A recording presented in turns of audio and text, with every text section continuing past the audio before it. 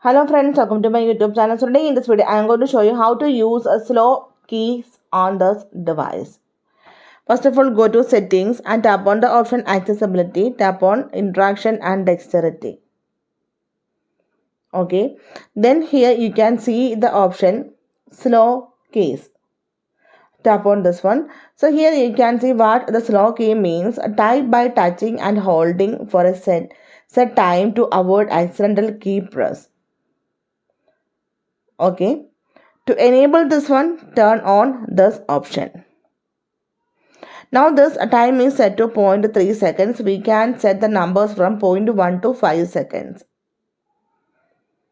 Slow keys prevent accidental typing by requiring keys to be pressed for a long time before activation. So simply in this way we can use the slow keys on this device. I hope you guys enjoyed this video. Thank you for watching. Thank you. Bye-bye.